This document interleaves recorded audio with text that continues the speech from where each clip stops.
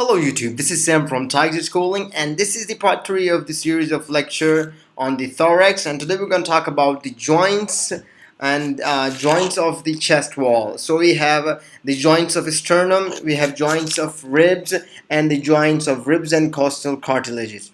And in the end we'll discuss few movements regarding the ribs and its joints.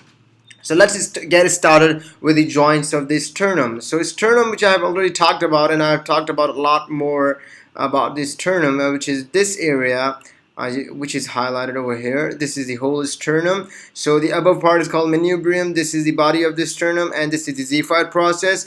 And as you look closely, that this body of sternum and the manubrium are joined together here with a joint called the manubrio-sternal joint, which is actually a cartilaginous joint. On this point, there's only small angular movement is possible, but down here we got another joint called the xiphi sternal joint by the word xiphi and the body of the sternum, and so it's called xiphi sternal joint, which is also a cartilaginous joint that is between the xiphoid process and body of the sternum.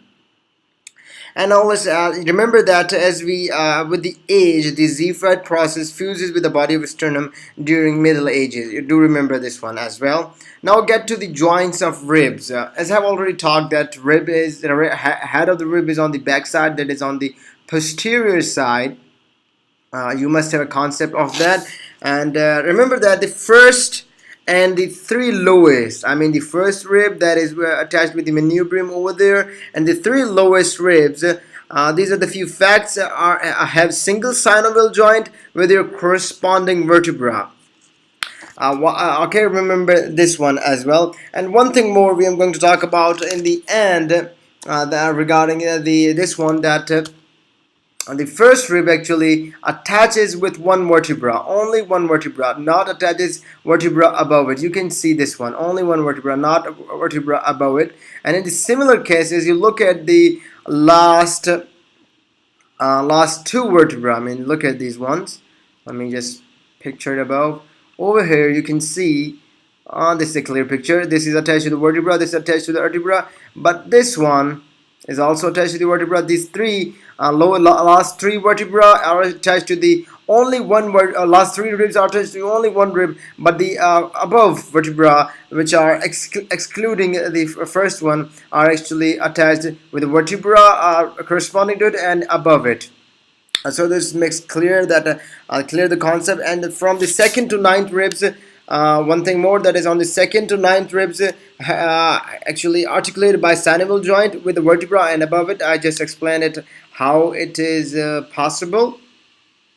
And now let's get to the intra-articular ligament, which is the external ligament that connects the head to the intervertebral disc, which is on the back side. We cannot show it clearly. I have to add connective tissues, so just have a good concept over that. And now let's move to the tubercle of ribs, I mean joints of the tubercle. So tubercle of rib actually articulate with the transverse process. And you look here that this is it.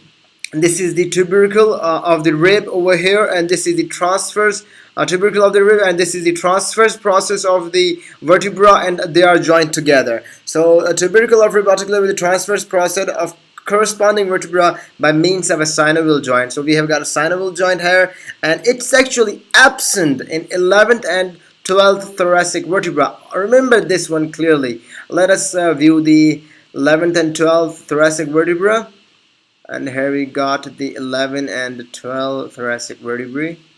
Oh, here you can see this one clearly. Look at this. This is not attached to the transverse process, this one.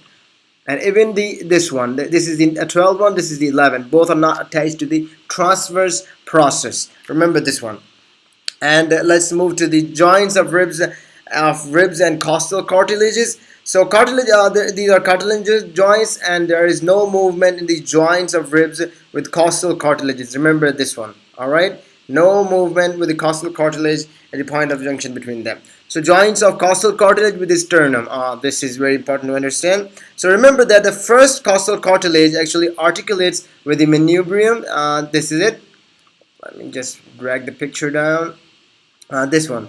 It actually attaches to the manubrium. We have already talked about it by a cartilaginous joint, and there is actually no possible movement on the first thoracic costal cartilage. Remember that the first rib. But on the 2 to 7 costal cartilage, they are actually attached by synovial joint to sternum. This is also clear. The cartilaginous joint of 11 and 12th rib, that is the floating ribs, are embedded in the abdominal musculature. You can see in this picture the 11th, and this is 11, and this is the 12, the below it. So one thing more, that the cartilage of 11 ribs are embedded in the abdominal musculature, clearly understood. But the 6, 7, 8, 9 and 10 costal cartilages joined with one another by small synovial joint along their borders. Okay, let me just add connective tissue so you can see it clearly.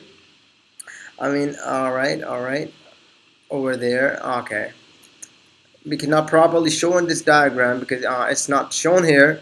But remember this one, 6, 7, 8, 9 costal cartilages are actually joined by synovial joint along their borders. So, and these are this is the simple, these are the joints of the ribs, which is on the back side there with the transverse process, and head, which is actually attached to the body of the vertebra. Very basic about it. So this is all about the joints of the chest wall. Please make sure to comment us and let us know what would you like to learn, and please follow us and keep listening, keep learning. THORACIC schooling.